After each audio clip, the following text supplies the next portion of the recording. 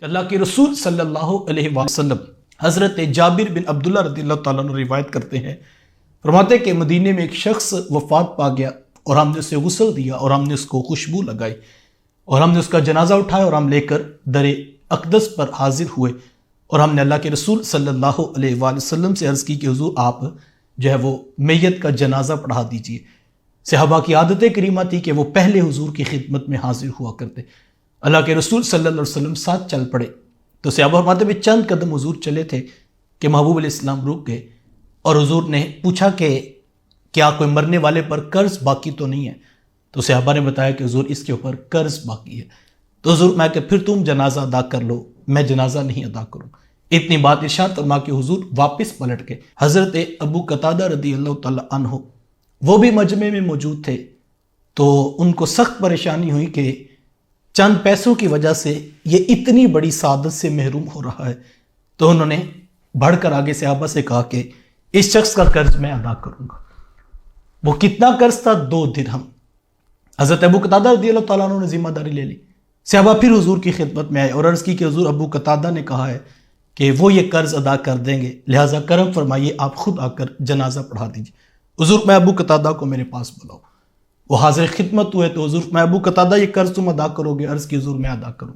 حضور میں پورا ادا کرو گے؟ عرض کی حضور پورا ادا کروں۔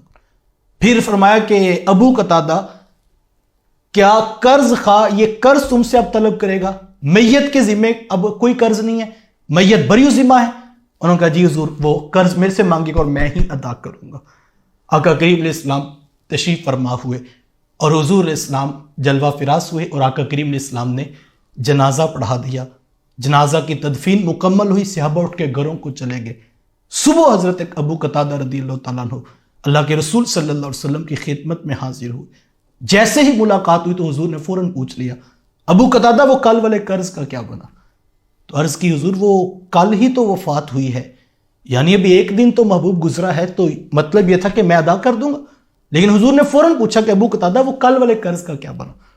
تو حضرت ابو قتادہ رضی اللہ تعالیٰ عنہ بات سمجھ گئے، فوراً واپس چلے گئے، جا کر اس شخص کو قرض ادا کیا جو 2 درہم کا قرض تھا۔ وہ ادا کر لینے کے بعد پھر حضور سے ملاقات ہوئی تو حضور کے لبوں پہ وہی دوبارہ سوال، کہا ابو قتادہ وہ کل والے قرض کا کیا بنا؟ عرض کی حضور میں نے ادا کر دیا۔ فرمایا سارا ادا کر دیا؟ میں سارا ادا کر دی۔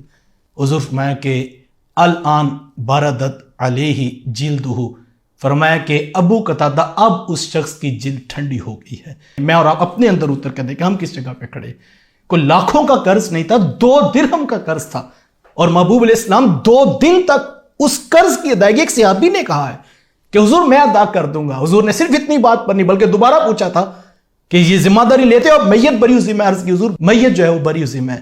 پھر حضور نے دوسرے دن پھر پوچھا، تیسرے دن پھر پوچھا اور 3 دن کے بعد فرمایا کہ ابو قتادہ اب اس شخص کی جلد جو ہے وہ ٹھنڈی ہو گئی ہے۔ 2 درہم کا قرض تھا تو محبوب علیہ السلام 3 دن تک پوچھ کر اس شخص کے معاملات کو دیکھ رہے تھے۔ میں اور آپ دیکھیں ہم کہاں پہ کھڑے، میں اور آپ اپنا محاسبہ کریں، لاکھوں کے قرض لے کر ہم مطمئن زندگیاں گزار رہے ہیں، بلکہ ہم ایک مجلس میں بیٹھے تھے، یہاں پر تو اتنا بوجھ بھی نہیں سمجھا جاتا۔ ہم ایک مجلس میں بیٹھے تھے تو ایک صاحب وہ تذکرہ چلا تو کاروباری لوگوں کی باتیں بھی کاروباری ہوتی ہیں، تو وہ صاحب کہنے لگے کہ جناب وہ کون سا کاروباری ہے جو اپنے پیسوں سے کاروبار کرے؟ فن تو یہ ہے کہ لوگوں کے پیسے لوگوں کے ہوں اور کاروبار ہم کریں اور نفع ہم پہنچائیں، ہم اس کو فن سمجھ رہے ہیں۔ میں نے کہا کہ جناب آپ اتنا قرض کیوں لیتے ہیں؟ آپ ذرا معاملات میں تھوڑا سا غور کر لیں تو اتنا بوجھ نہ اٹھائیں اپنے اوپر۔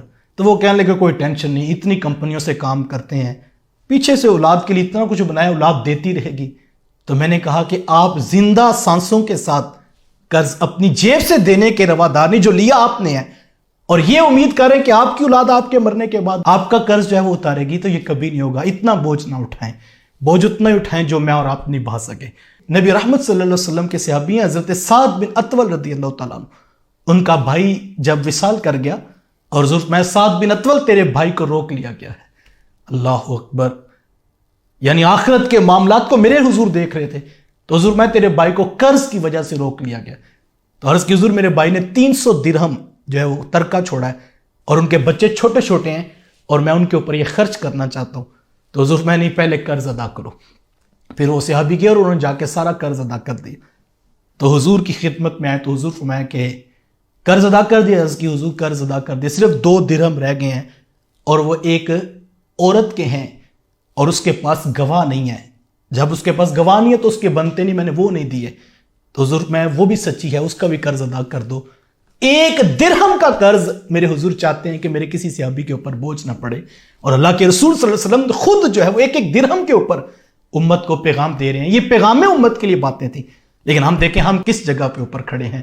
ہم نے لاکھوں اٹھا لیے اور ہم نے لاکھوں ہڑپ کر لیے اور ہم مطمئن ہو کے زندگیاں گزار رہے ہیں۔ شب برات کی آنے والی رات برکتوں کی رات ہے، جس کے اندر فرمایا گیا کہ قبیلہ کلب کی بکریوں کے بالوں کے برابر گناہ گاروں کو بخش دیا جاتا ہے، لیکن اس توبہ والی رات، اس برکتوں والی رات، اس عظمتوں والی رات سے قبل میں اور آپ سچی توبہ کرنا چاہتے ہیں تو پہلے اپنے معاملات میں غور کریں۔